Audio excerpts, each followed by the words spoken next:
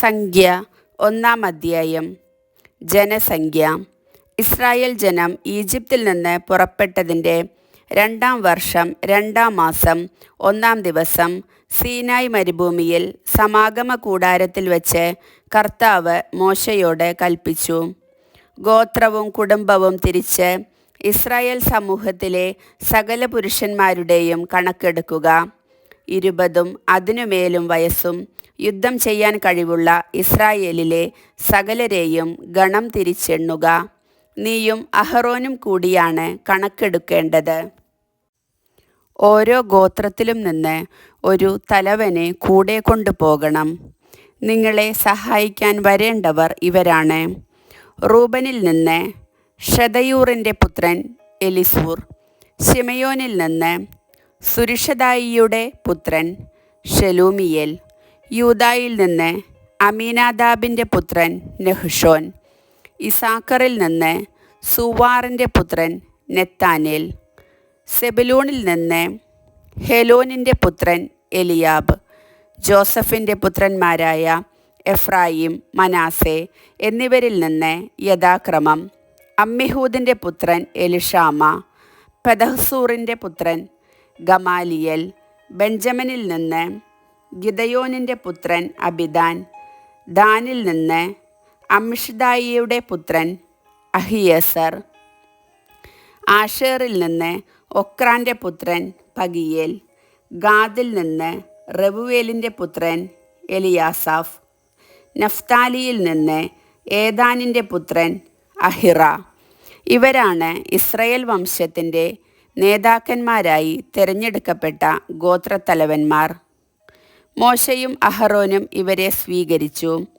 2-ാം മാസം 1-ാം ദിവസം അവർ ജനത്തെ മുഴുവൻ ഒരുമിച്ച് കൂട്ടി. ഓരോരുത്തരുടെയും കുടുംബം, ഗോത്രം ഇവയനുസരിച്ച് 20 അതിൽ കൂടുതലും വയസ്സുള്ള ആളാംപ്രതി പട്ടികയിൽ ചേർത്തു. അങ്ങനെ കർത്താവ് കൽപ്പിച്ചതുപോലെ സീനായ് മരുഭൂമിയിൽ വെച്ച് മോശ ഇസ്രായേൽ ജനത്തിൻ്റെ കണക്കെടുത്തു.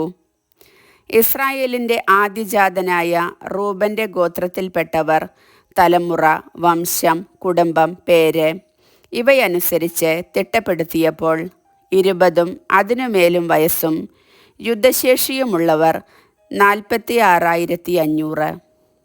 ശിമയോൻ്റെ ഗോത്രത്തിൽപ്പെട്ടവർ തലമുറ, വംശം, കുടുംബം, പേര് ഇവയനുസരിച്ച് തിട്ടപ്പെടുത്തിയപ്പോൾ 20 അതിനുമേലും വയസ്സും യുദ്ധശേഷിയുമുള്ളവർ 69,300. ഗാദിൻ്റെ ഗോത്രത്തിൽപ്പെട്ടവർ തലമുറ, വംശം, കുടുംബം, പേര് ഇവയനുസരിച്ച് തിട്ടപ്പെടുത്തിയപ്പോൾ 20 അതിനുമേലും വയസ്സും യുദ്ധശേഷിയുമുള്ളവർ 45,650. യൂദായുടെ ഗോത്രത്തിൽപ്പെട്ടവർ തലമുറ, വംശം, കുടുംബം, പേര് ഇവയനുസരിച്ച് തിട്ടപ്പെടുത്തിയപ്പോൾ 20 അതിനുമേലും വയസ്സും യുദ്ധശേഷിയുമുള്ളവർ 74,600. ഇസാക്കറിൻ്റെ ഗോത്രത്തിൽപ്പെട്ടവർ തലമുറ, വംശം, കുടുംബം, പേര് ഇവയനുസരിച്ച് തിട്ടപ്പെടുത്തിയപ്പോൾ 20 അതിനുമേലും വയസ്സും യുദ്ധശേഷിയുമുള്ളവർ 54,400.